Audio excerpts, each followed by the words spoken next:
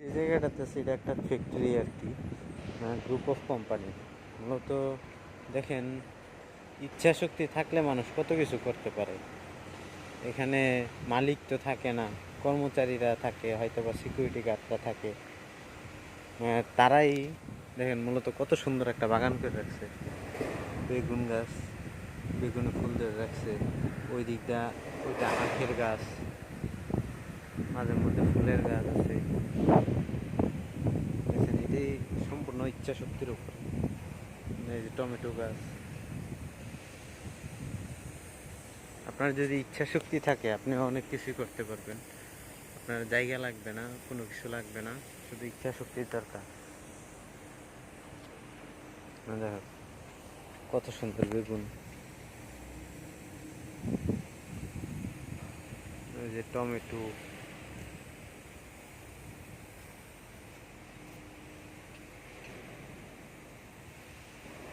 Tomato আছে, মরিচ আছে, পুঁই শাক আছে,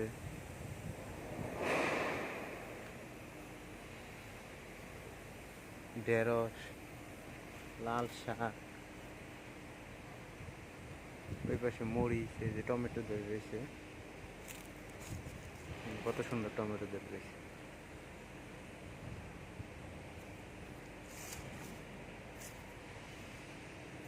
যে বেগুন ওদের রাখছে,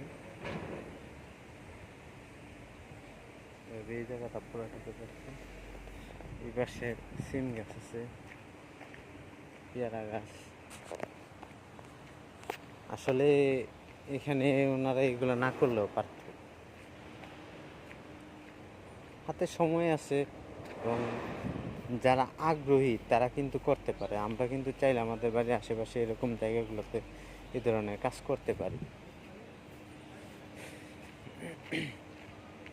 আমি মাঝে মধ্যে প্রায় সময় যখন ওই যে সবজির দাম অনেক বেশি বা ওঠানামা করে, তখন প্রায় সময়ই আমাদের সাবেক প্রধানমন্ত্রী একটা কথা বলতে, আমাদের যার যতটুকু জায়গা আছে আমরা সেটাকে সেভাবে কাজে লাগাবো, যেন আমাদের পরিবারের কিছুটা হলেও চাহিদা মিটে। তো এখানে অন্যদের করার কোনো দরকার ছিল না। এই যে তুলসী গাছ, এখানে এগুলো ওনাদের করার দরকার ছিল না, তারপরে ওনারা করছে। ওনাদের জন্য দোয়া করবেন। এই ধরনের মন মানসিকতা থাকা অনেক ভালো, আমাদের জন্য অনেক উপকারী।